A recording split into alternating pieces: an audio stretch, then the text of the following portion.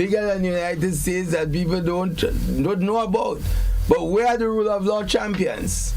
And you know, people, and these people, of course, they go there, everybody wants to please the United States. So anybody who makes any reasoned criticism or says anything, they want to say, well, listen, it's not we good, right? And you have attacks and so, but people ought to stand up. And not people ought to stand up because we understand our own history. We understand where we came from. And therefore, we cannot allow this recolonization to happen. We have to assert ourselves as independent nations, and not just independent nations as ourselves. Grenada existing independently. No more than ever, CARICOM is needed. No more than ever to take common positions. Because you see what is happening? At the end of the day, with all the weapons, right, with all the military might, when people stand up, the force, and that has been proven in history. Time and time again. Of the people. When people rise up. So you had, for example, look at what is happening in the United States now. Mass demonstrations. In Minneapolis. across the shooting of George Floyd. One black man led to riots throughout the United States. And why? The racism. People are saying, listen, enough is enough. And rise up, and there is civil unrest. So the victors, those who conquer today, will face the people ultimately. You may succeed in cowing people just for a time. And you know, as I said, the leaders, and that's where there is some measure of disappointment. Because just everybody afraid to speak, and you know, everybody talk about democracy. There's supposed to be freedom of expression, right? And who exemplifies that? Supposed to be the United States of America. I think it's the First Amendment. What's right? The right to speak? Yes, the First Amendment. and at the end of the day, everybody afraid to speak. Yeah. Everybody, and that's the amazing thing. Nobody is fighting with the United States. Nobody is threatening to invade the United States. We don't have the military might here, but look at all the countries and how they have developed, whatever programs that they depend on. So many of these countries, they talk about CBI, and in several of the OECS countries. No, I'm not a CBI fan. Not involved in CBI, but these countries have chosen, whether rightly or wrongly, we are independent sovereign states, the route that they will take and whatever development. But in everything, and that's the issue, there's international law. There's international law. There's the rule of law. In everything, there are rules. Even in little community organizations, there are rules. In sports organization, there are rules. In every sport, you have rules. It is a rules-based world. That is why when we speak about our constitutions, we talk about the three arms of the state. You have the executive, you have the legislature passing laws, executive setting policy through cabinet, and you have the judiciary enforcing laws. So if you can resolve a dispute, you go to court with it. And international law is mirrored more or less along the same principles. That's why you have an International Court of Justice, which is one of the arms of the United Nations, established somewhere in 1946. So all the countries of the world, the sovereign independent countries of the world, are part and parcel of the United Nations. There's a problem, diplomacy, dialogue, pressure. Come, let's talk. But you can't go into a next man country, right? And say it's happening. But that's not part of the rules. You can't take it upon yourself and invade a country.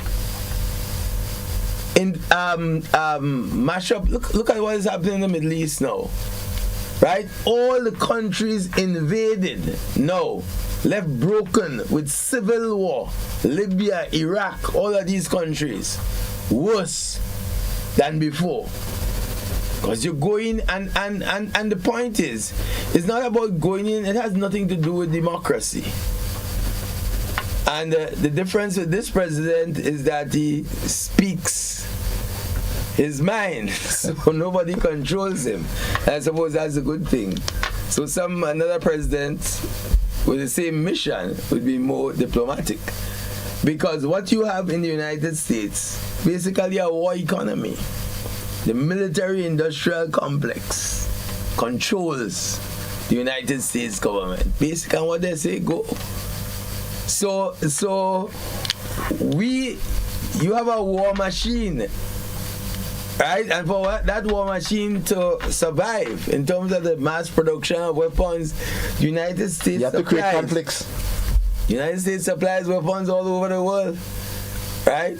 No, you can't go and start to build no nuclear plant, but United States, and that's the issue with superpowers. So when superpowers speak, then you can't back. No other country anywhere can say they're starting to develop anything nuclear or arms to get power. The superpower will crush you. You become a threat. Because they have to remain the superpower, and then wars benefit people. So one of the issues where you have an economy that referred to, again, that industrial military complex, is that they have to produce weapons. And if there is no war, you don't need no weapons. Yeah. So what will happen? So the United States, the economy is heavily based. So when we're talking about nutmeg and cocoa and banana, the economy and is all arms. of these things, right? So and they have to survive. But I want to piggyback a bit because you brought up this issue with international law. Now, going back to Venezuela, that was my main concern, right? Without a charge, a trial, you just evaporated people on the high seas. These people have families. Is there any redress that these families can have? Can the people who did which was referred to as extrajudicial killings, can they be brought to court? Well, there's an international criminal court, but that the U.S. doesn't recognize. We have International Criminal Court was created in the late 1990s. In fact, Ian R. Robinson in Trinidad, former president and prime minister of Trinidad and Tobago, one of those who lobbied for International Criminal Court. And so you have that court, over 124 nations. But you know what has happened? So Gaza, probably the worst genocide, as Prime Minister Motley described it, genocide on TV. Right? You've seen it. It's reported live. So you have to get no witness, no way. The evidence you is see there. it live on the world stage. Now, as of this month, over 70,000 people, 80% said to be civilians, killed in Gaza. In a 2-year span, right? From the 7th of October This is almost the population of Grenada killed, right? And it's a small place. And you have just over 2,000 Israelis, right? Again, military might, basically flatten the place, right? And at the end, who talks about human rights now? And who talks about killing the people? It is so glaring. It is so glaring that, it isn't funny anymore. So you're talking about that. And I made the point to say, the president of Israel, an arrest warrant was issued by the ICC, International Criminal Court, is associated with the United Nations. 124 countries or 125 countries involved. What's the United States response? Sanctions against the judges, against the prosecutor, revocation of visas. Might is right. Nothing about any rules. You think Venezuela could do that? That calls for an invasion the next day. No democracy. I mean, it's not no longer double standards, right? Double standards is too mild a word. So you have a situation there, you're talking about judges, independent judges, set up by the United Nations. And the response is to punish them, right? For enforcing the law. Punish them. So that's like if our judges take a decision here, and the executive don't like it and say, well, listen, go back. Or go back where you come from. Or terrorize them in some way or another. This is what has happened. And that is why the education of our people is so critical. You know, we celebrate independence. It's a time when the country comes together. You have great National Colors Day and everything. But we are independent, yes. But do we really understand, in the context of what is going on in the world, the true meaning of independence and what is our role as a people? Because if everybody stands up, as they say, listen, evil is able to thrive when good men say nothing, remain silent. Yes. Right? And that is what, so part of the strategy is, listen, when we speak, no dog barks. Right? If you're back, you face consequences. And you know, even rule of law champions are afraid to speak. They're speaking, but in corners. And what they're nobody's saying. coming up. Nobody. It's almost it's apart from amazing, amusing. Yeah. It's amusing because, listen, and I interface with lots of them. You know, people checking on visa, this, that. Are you concerned about that? Are you concerned? Do you have a US visa? Yes, certainly. And yes, are you concerned? I attend American Bar Association. I'm an associate member of the American Bar Association there, and they have attended several. I always attend. But it's not a matter of concern. You are speaking, right? You have to take positions. Right, you ought not to be penalized, but if that is the price you pay, then that's the price you have to pay. But you need, as nobody would respect you. In fact, President Trump, as I said, he respects those who stand up. Right, and that's the amazing thing. Leaders know when he's condemned and those he has relationships with. When you stand up, and that's what your enemy does, respects you when you stand up. So it's not an issue as to whether or not you say this is a consequence or that is a consequence. You are in no war with the United States. You are not threatening the United States in any way, but you have to speak up when there are wrongs. And if you consider yourself a leader, then, as even with our Caribbean leaders now, you see the strategy? Divide and rule. Not CARICOM negotiating with a mighty power, but now deals. And what that does, weakens CARICOM. Weakens CARICOM. And you have one prime minister, again, probably more a friend of Trump than the Republicans there, and making declarations and attacking CARICOM. And that's the problem. When you have divide and rule, and again divide and rule based on fear, then what happens? What happens? Because people are looking for leadership. And that's the point. It's not that people are not against everybody. And some people I'm amazed. These are not politicians, but the very strong positions they carry.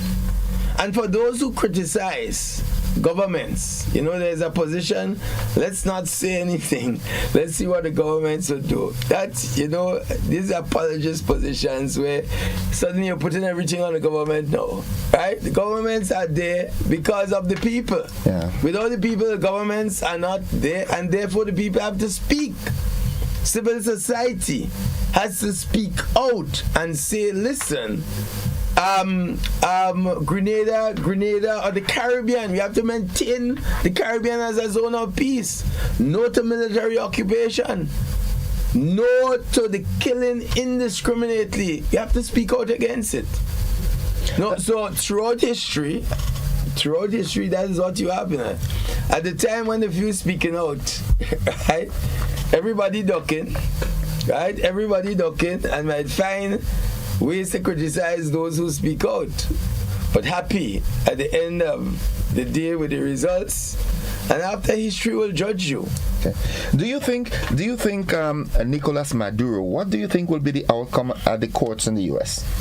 You expect any in all the circumstances, and when the United States is speaking about narco trafficking and so, you have established United Nations bodies on drug control and administration. Hey, Venezuela is no threat, right? Venezuela,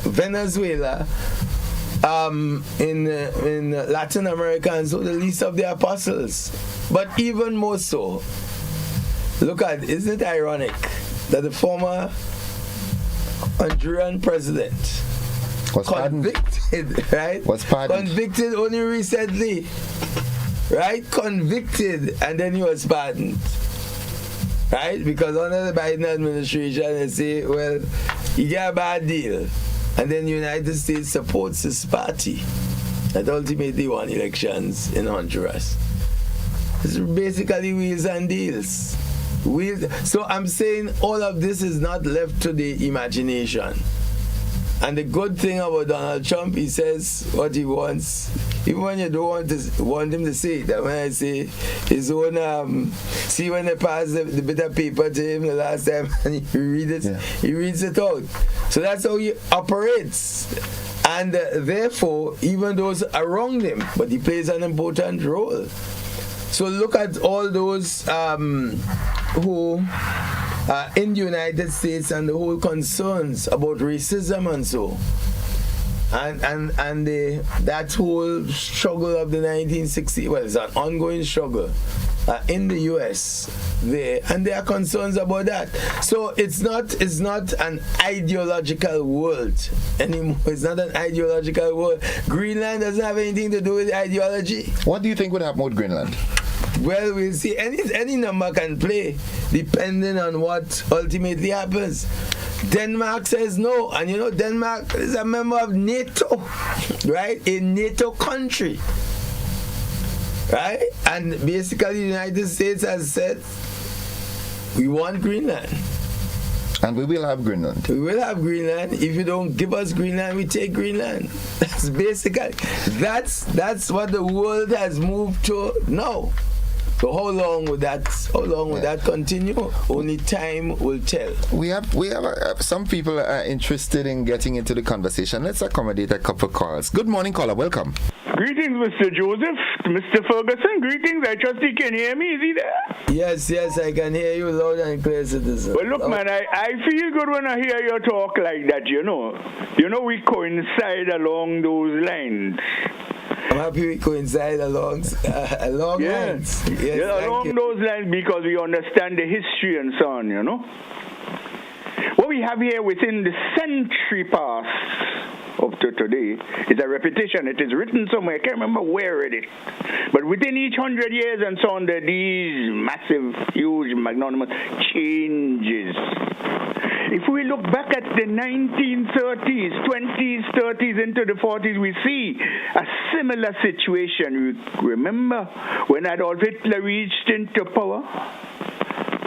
He walked into the Rhineland. He was bound by the Treaty of Versailles, but he didn't care. He wanted it back because he felt Germany was badly dealt with during that treaty, or at the end of that treaty. Then he walked into Austria. Then he walked into Sudetenland. Then he walked into Poland.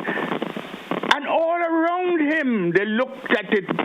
They didn't believe they were stunned, but they thought one day he wouldn't. But he didn't stop. He went into Russia.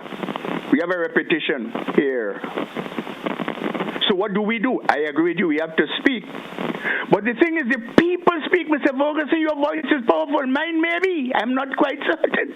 But does the leadership, or do the leaderships of our countries have the balls, the guts and the will to speak out? No, they kowtow. Look at what's happening in Trinidad. This is what is BC.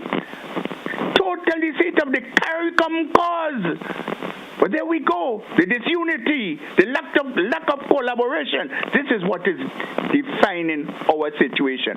We have to bow to these people. But I'm happy that at least your voice and others who speak out against it is unjust, it is unfair, it is criminal what is happening. But you see, the government of the United States and the president was voted in overwhelmingly by the people. Some 70 million votes because they put him there.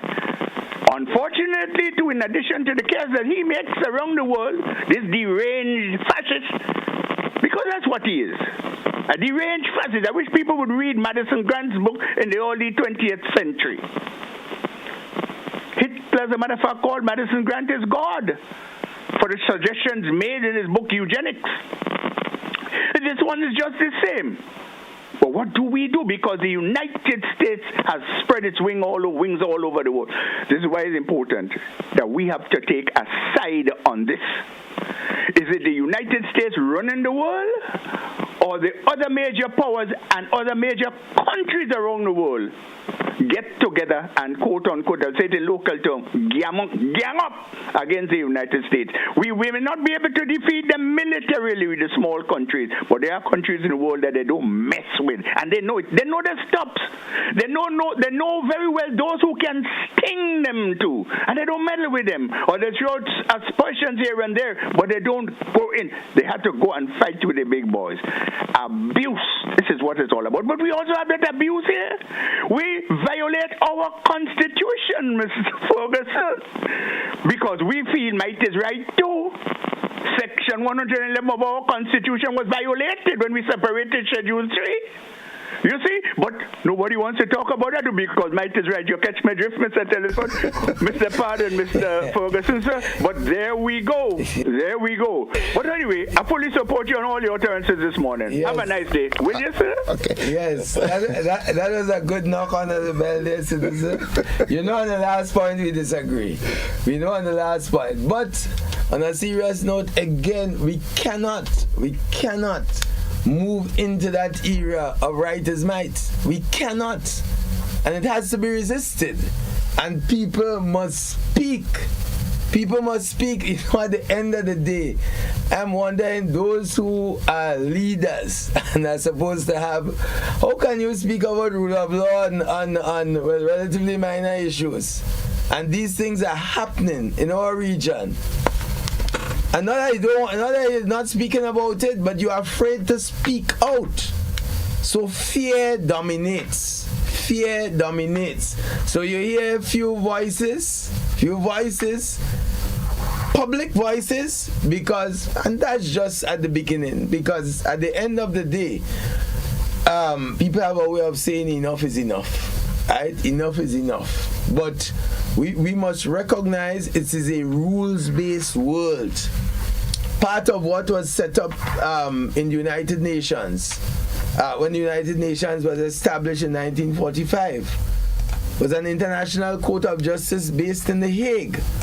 You have an international court of justice, and when there are disputes with countries, you refer it to the International Court of Justice, an independent body there that will give advisory opinions. And now later, many years later, you have the International Criminal Court to deal with issues of genocide and war crimes. There you have an international criminal court.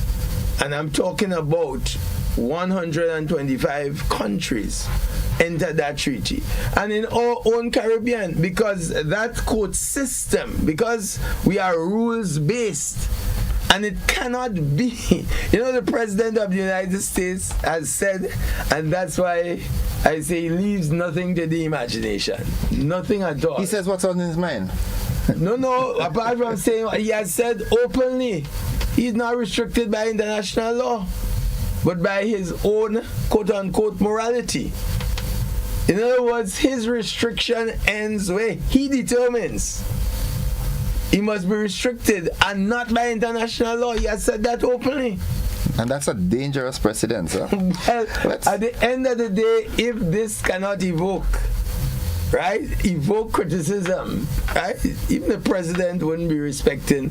When you tell people jump high and low and they're jumping as high, and you ain't saying nothing, and you profess to be some independent nation or independent people, and you have a voice when is weaker. You have a voice against the weak, but never against the strong.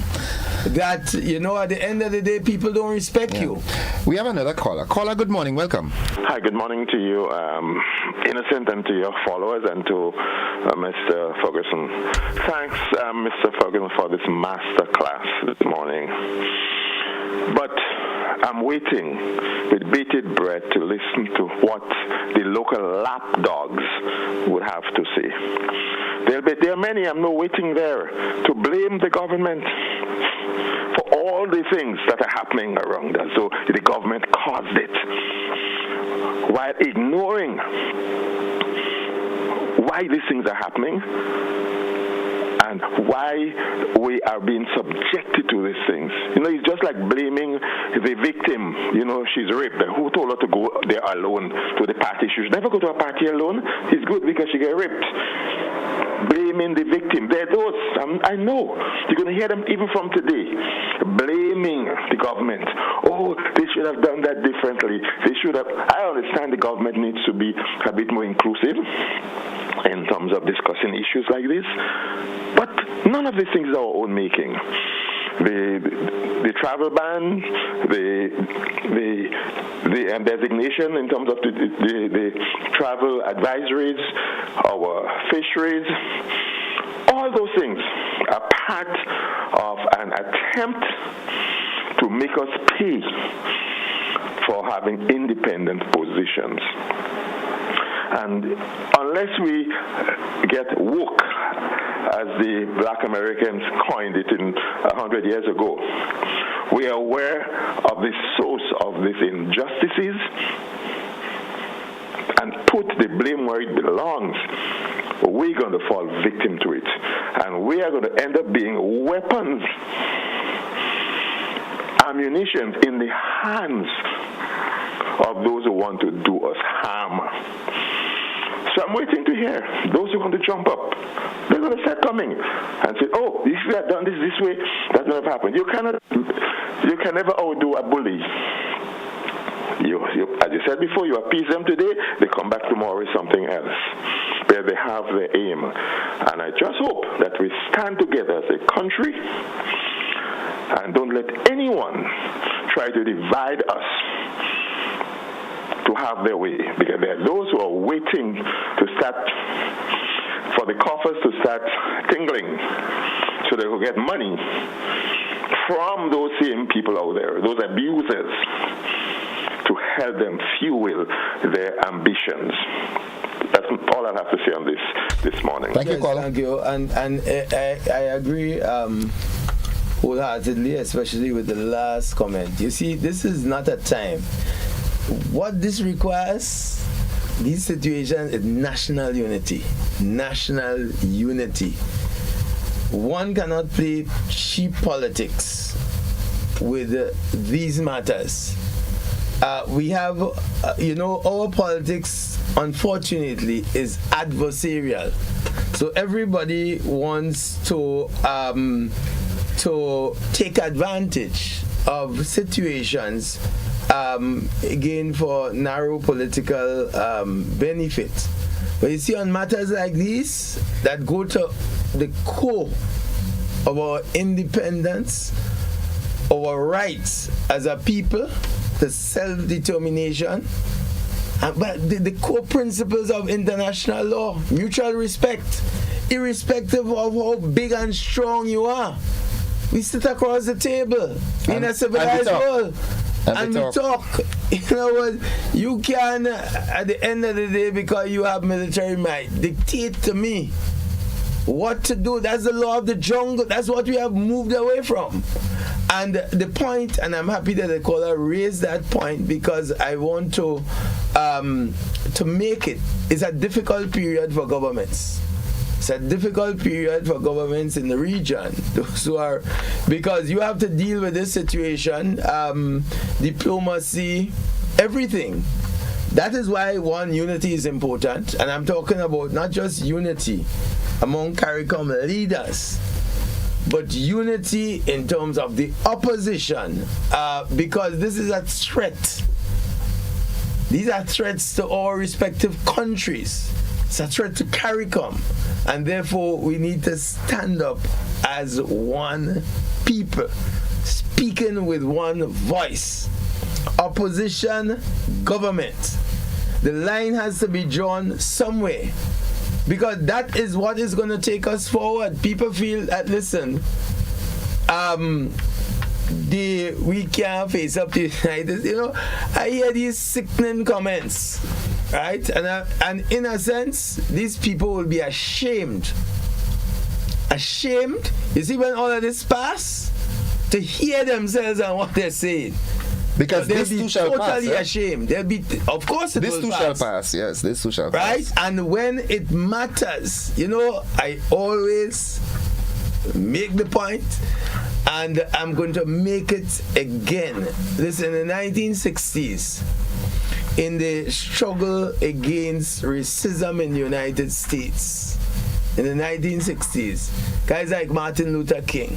So he was assassinated ultimately, but he lives more today than ever because of the principles, and true, everybody may not have agreed at the time, but the whole nonviolent approach, and he was steady at it. And you know, there's this quote from Martin Luther King, right? The true character of a man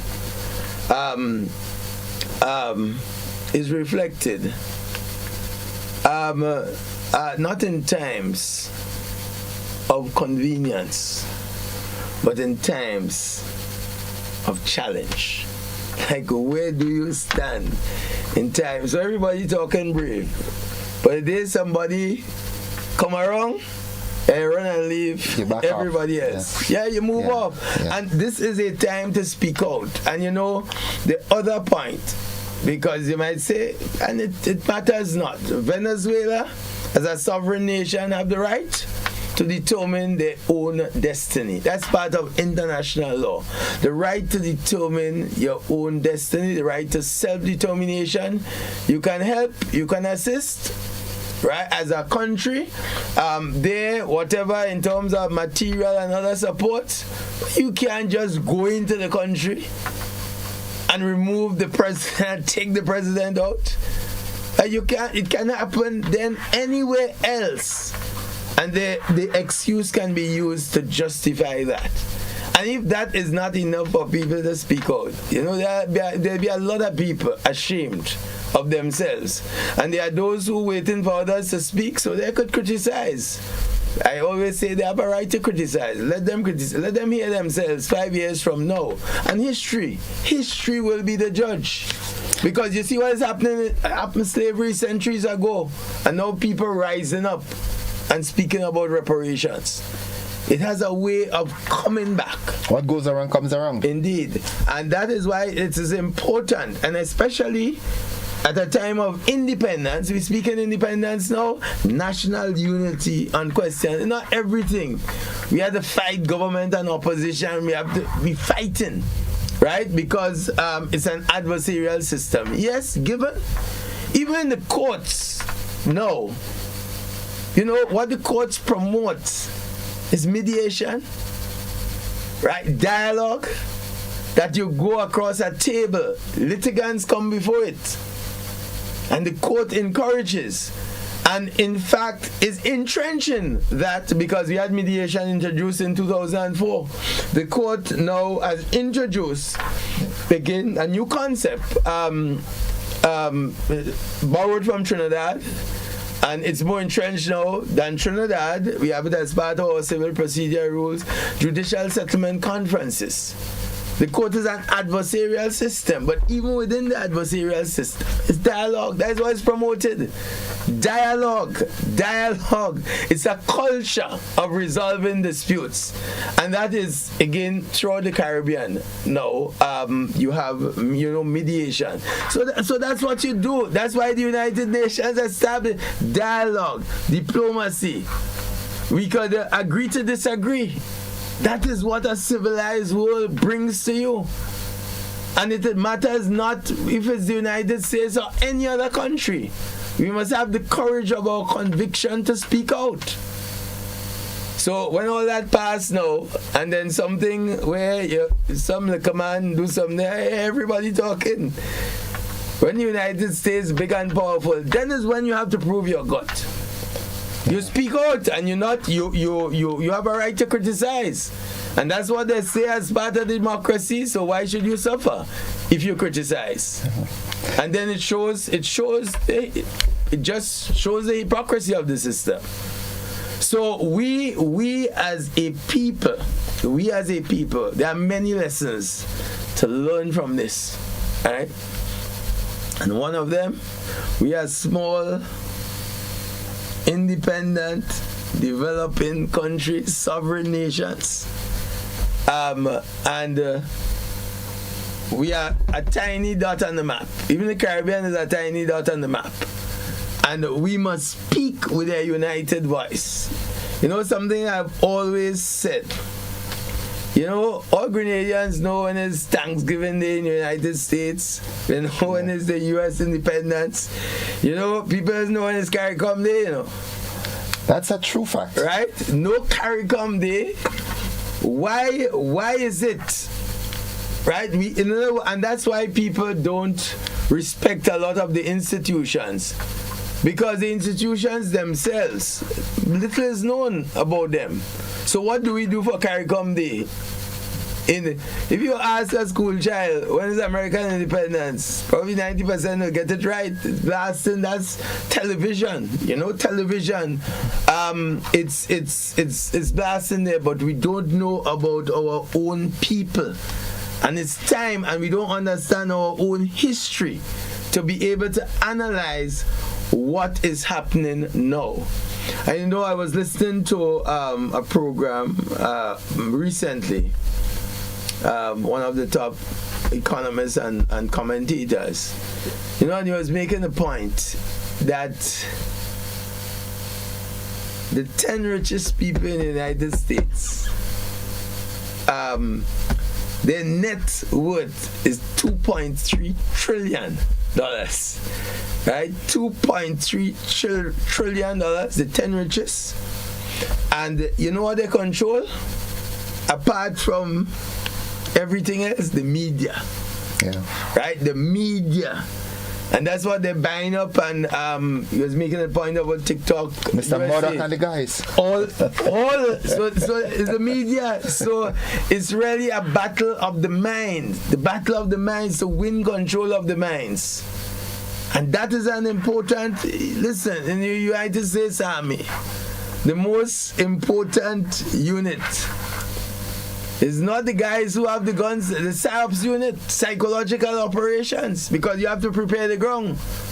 And therefore, when you have to do something, you have to justify it. Right? And the history books are there. The history books are there. And we're more exposed. Now we have the internet and all of these things. But our people, we don't educate our people. And we always speak about the need to do it. Yes, we also, when constitutional reform come up, we have not taught people enough about the constitution. It has to be ongoing. People must understand our history. And we're speaking now about unity. That is what is important. Political positions. Because people differ. Even in your home, in your house, you might have about 4 people. Right? You might have 3 different positions on different things. That is a natural part of life. It might be 2 of you, 3 of you, a mother and father and a baby, and you're fighting about what medication to give. Right. So differences are natural. Conflict is natural. There will be conflict. But what is important is how you manage conflict. How you resolve it. How you manage it. So therefore, and we cannot promote, because that's not the culture of the region here, to have in 2026, right?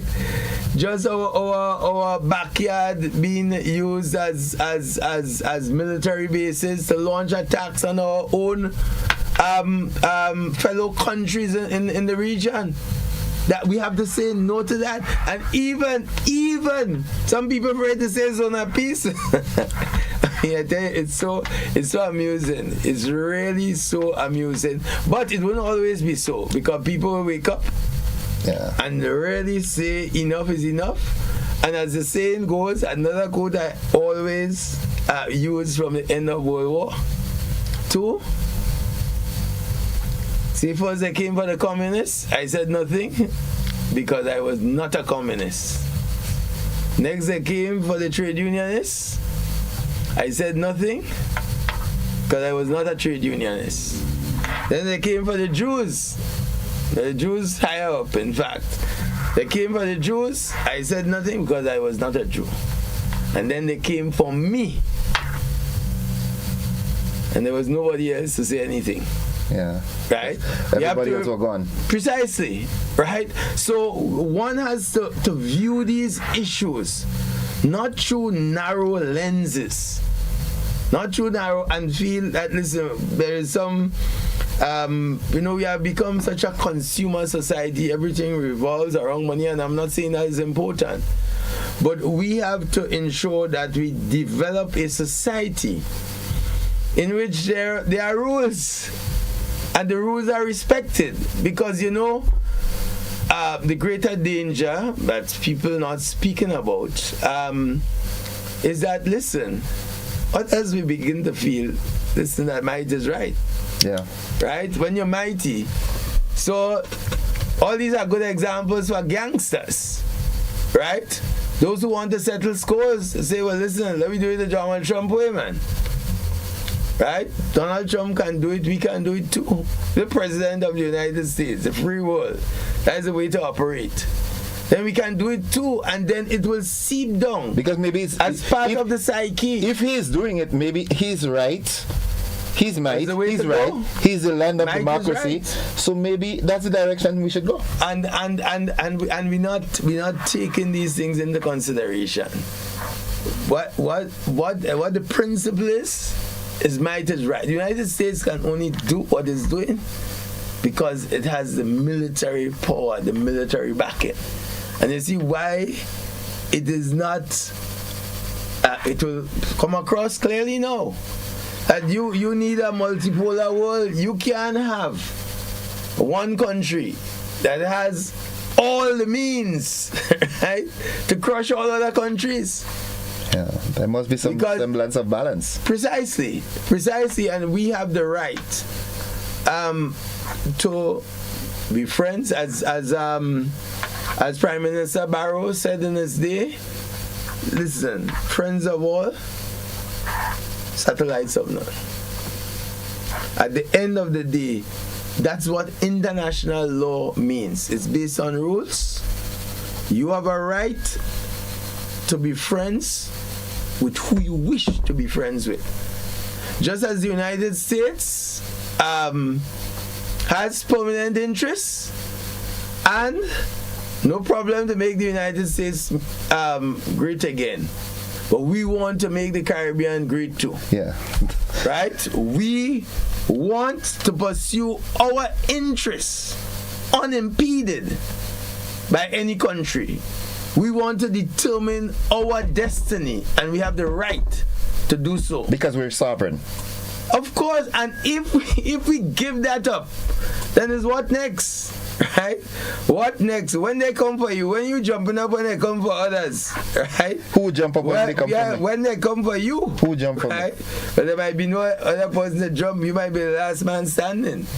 Right? So just don't be fooled. People have to have a little courage at least, man. At least a little you belly. must have guts. Yeah, a little. You must have guts, and that's why civil society needs to speak out, because it strengthens the government's hand.